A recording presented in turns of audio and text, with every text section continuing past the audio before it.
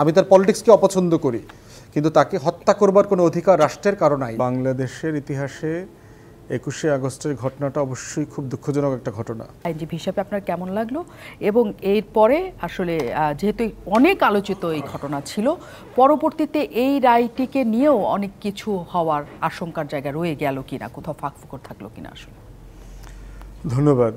এই ঘটনার অনেকগুলো আসপেক্ট আছে। একটা তো হচ্ছে আপনি আজকে শুধু জুডিশিয়াল অংশটা নিয়ে কথা বলেছেন, ওটাতে আমি আসব। প্রথম কথা হচ্ছে যে বাংলাদেশের ইতিহাসে 21শে আগস্টের ঘটনাটা অবশ্যই খুব দুঃখজনক একটা ঘটনা। আমরা যারা আওয়ামী লীগ বিরোধী রাজনীতিও করি, একজন সাবেক প্রধানমন্ত্রীর মিটিংয়ে পাবলিকলি দিনে দুপুরে এত বড় একটা ঘটনা ঘটবে, সেখানে 19 জন অথবা 21 জন মানুষ যারা ওখানে মিছিলে ছিলেন তারা খুন হয়েছেন, আরও কয়েক ডজন মানুষ খুব ব্রুটালি আহত হয়েছেন এবং প্রতিবন্ধী হয়ে গেছেন অনেকে। এটা খুব সিরিয়াস একটা স্টেটের সিকিউরিটি ব্রিচ। দুদু ভাই আছেন, ওনারা ক্ষমতায় ছিলেন, ওনারা এই বাকি অংশটা বলবেন। আমি বোধ করছি যে এই ঘটনাটার একটা থরো স্টেট ইনকোয়ারি হওয়া উচিত, কারণ এখানে রাষ্ট্রের সিকিউরিটি ফেইলিওর আছে। এটা কোনোভাবে খাটো করে দেখবার কোনো সুযোগ নাই।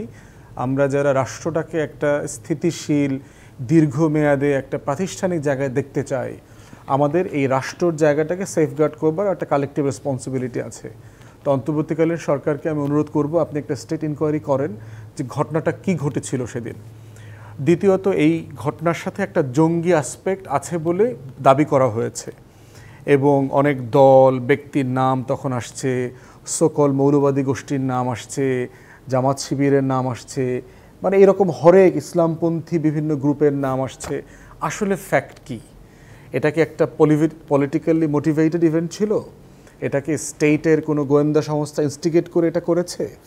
এটা কি আসলে কোনো জঙ্গি এলিমেন্ট ছিল এটার মধ্যে কি আসলে বাংলাদেশের বাইরের কোনো শক্তি তখনকার রাষ্ট্র ব্যবস্থা এবং সরকারকে অস্থিতিশীল করবার কোনো চেষ্টা ছিল কিনা? এই প্রত্যেকটা জায়গায় এখানে আলোচনা হওয়া দরকার। নগদের সর্বোচ্চ বার 167 টাকা রিচার্জে পাবেন 1 লাখ টাকা পুরস্কার। আরও আছে প্রতি সপ্তাহে পুরস্কার ও ক্যাশব্যাক।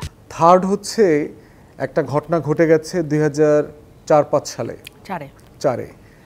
এই ঘটনাটা এত সিরিয়াস একটা ঘটনা, কিন্তু বিচার প্রক্রিয়াটা 20 বছর ড্র্যাগ করলো কেন? আওয়ামী লীগ তো 16 বছর ক্ষমতায় ছিল। আজকে হানিফ সাহেব যে বক্তব্য দিয়েছেন, বিচারটা আপনারা করলেন না কেন, করতে পারলেন না কেন? কারণ হচ্ছে আসলে আপনাদের কাছে এভিডেন্স ছিল না। আসলে কি আপনারা এভিডেন্সটা সলিড এভিডেন্স গ্যাদার করবার চেষ্টা করেছেন, না আসলে বিএনপির নেতাকর্মীদেরকে ফাঁসানো, হেনস্থা করা, ভিলিফাই করা, তারেক রহমানের চরিত্র হনন করা, এটা চেয়েছেন? রাষ্ট্র কি আসলে এত সিরিয়াস একটা ঘটনা নিয়ে খেলতে পারে?